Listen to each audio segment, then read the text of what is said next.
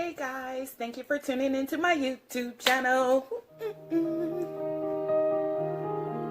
What the COVID? What the COVID, right?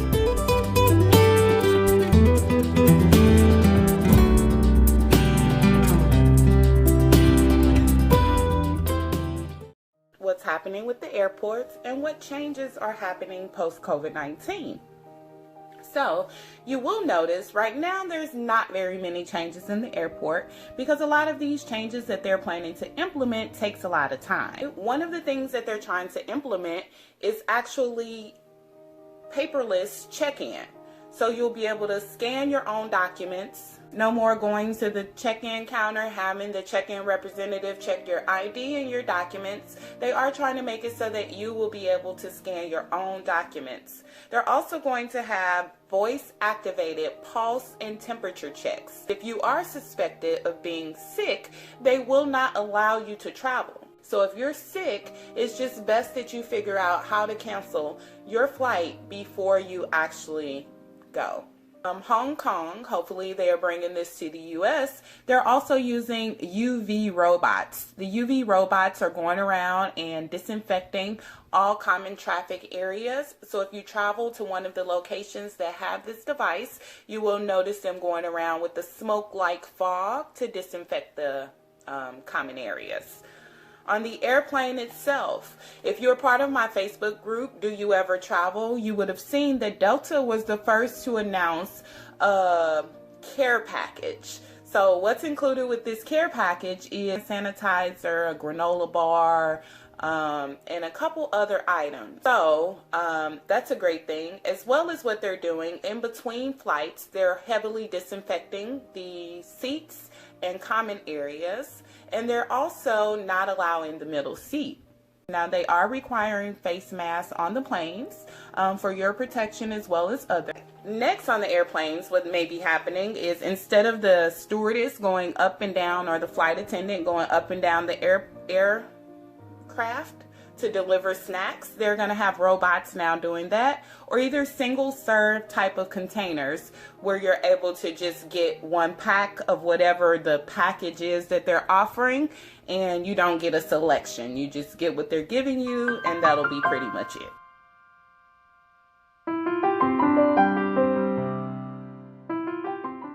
Resorts. What's happening with resorts and hotels? Some hotels have already streamlined a wonderful cleaning process such as Marriott and Hilton, and I'm sure most of the other hotel chains will definitely follow.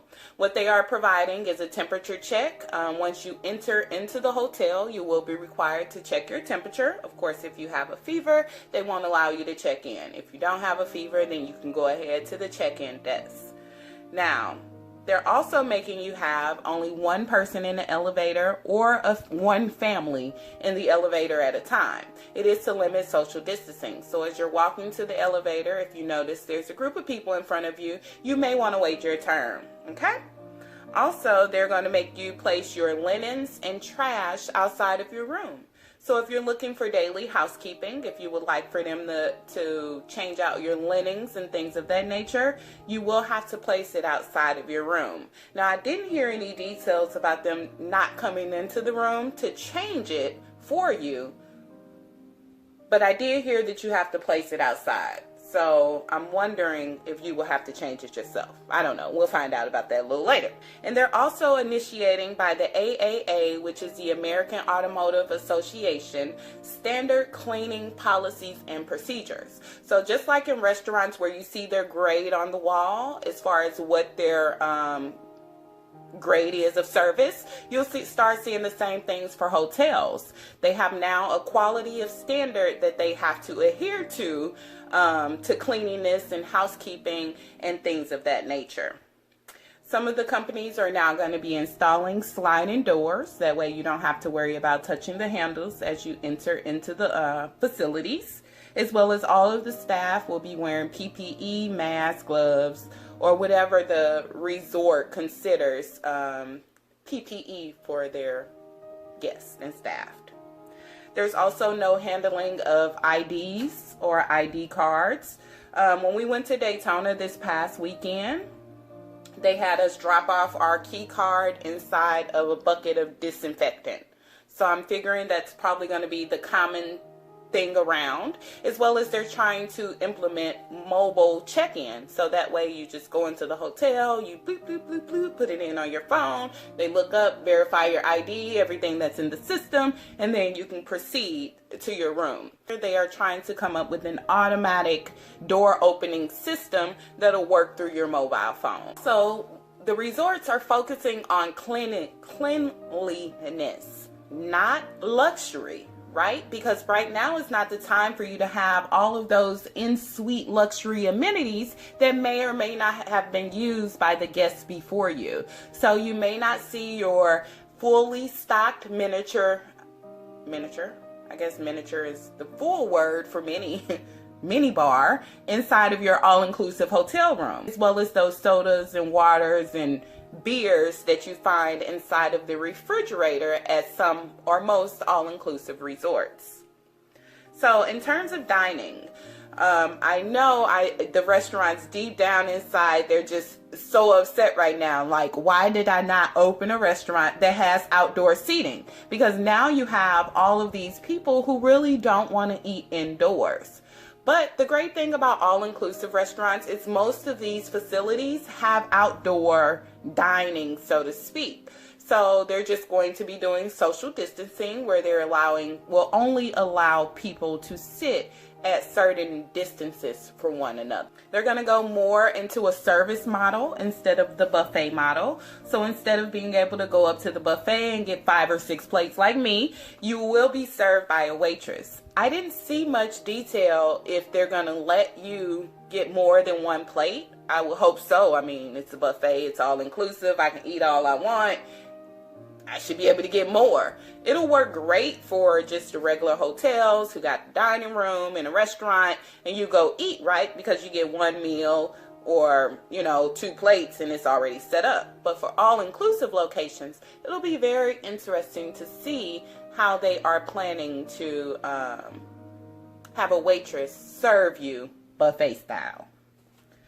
Gyms, they're being wiped down. They're wiping down all of the equipment in between services. So if you're a guest who's using the deadlift, I don't know if they got that at the resorts, or dumbbells or whatever it is that you're using, there will be a staff member inside of the gyms watching you basically. So every time you leave a piece of equipment, they will be required to wipe it down. The same thing with spas. They are going to be wearing PPE to give you massages, facials, and things of that nature for your protection as well as theirs.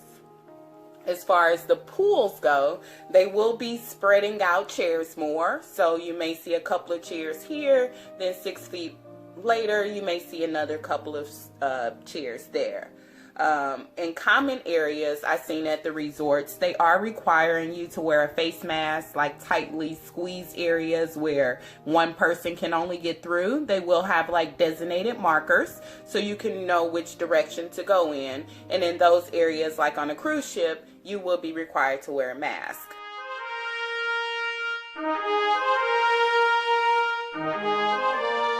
What's happening in cruising?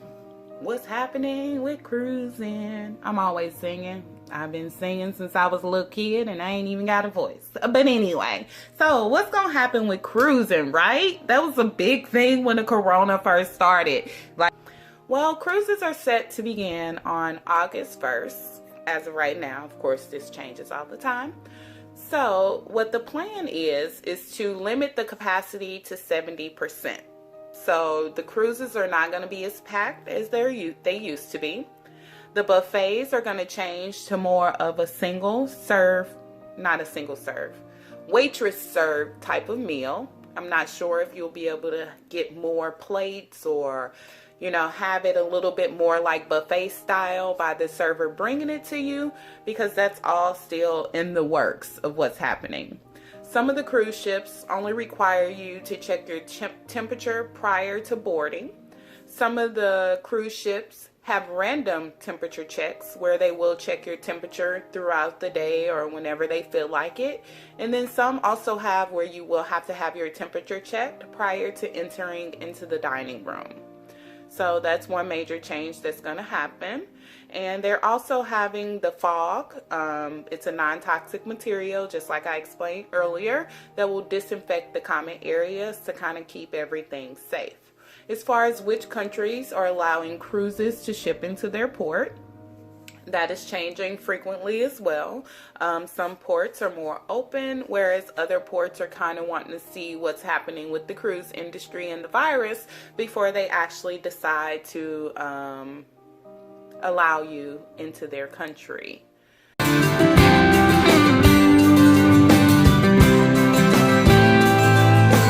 The most popular forms of travel post COVID-19 will be road trips, right? Everybody's going to pack their kids in the car, drive up from Florida to New York, drive over to California, and make it a month road trip. RV, SUV, car, that's going to be the new way of traveling. So it's great to know what are some of the popular locations that people like to road trip to. Well, I do have a 10 most popular road trip destinations freebie for you. It'll be in the link. You can click it below and you can enter your email and see the 10 best places to road trip. Road trip! So let's talk about campgrounds and rest stops. There's going to be a lot of changes to campgrounds. So they're going to make you have your tents. If you're not within the same party, they're going to make you practice the social distancing. Some of the public restroom areas may be closed, such as rest stops. I don't know. They may be opening them up more now because the world is opening up. But if you're one of those people who's going to jump right in and start traveling, these are some things that you need to pay attention to because some of these places may not be open. They'll also have the virtual check-in, make you wear a mask, and they are trying to create more individual activities.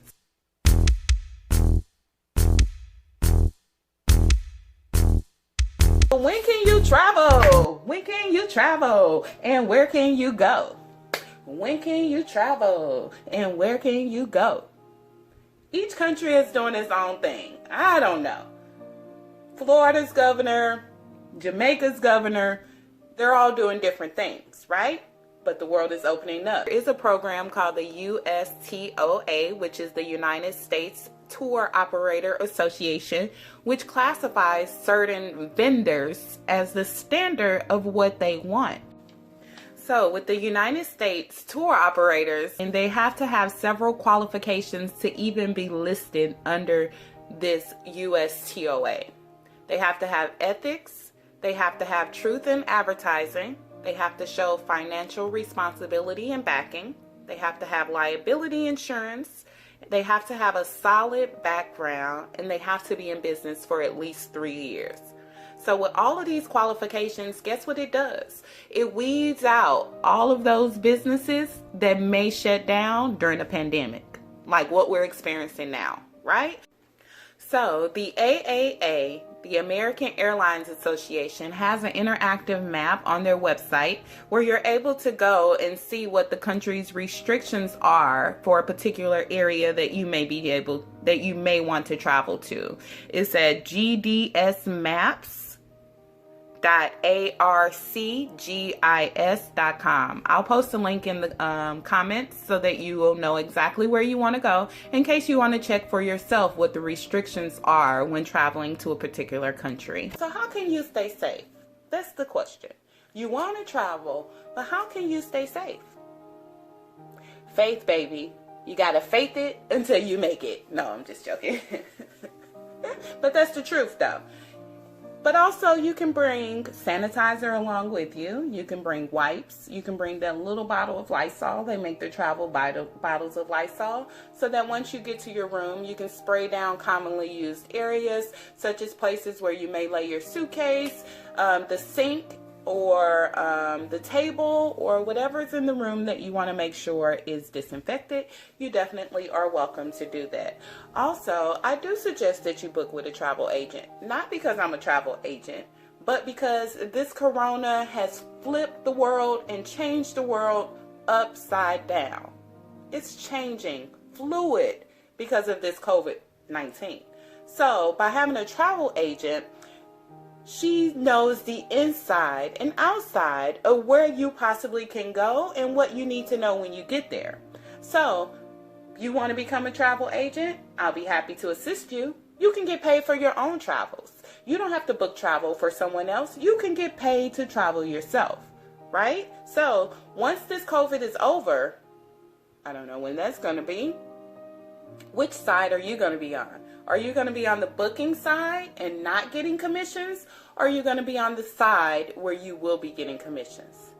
I would like to know. Leave your comments below. You know where to go and when you can go. And if you need assistance, that's why I'm here. I am your friendly travel agent.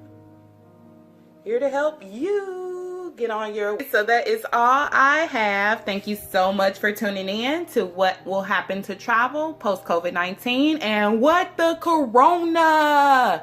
Please make sure you subscribe to my channel and make sure you click the link to find out all of the different restrictions to the areas that you're traveling. Once again, my name is Tanniaj, and thank you for listening to the Inside Scoop.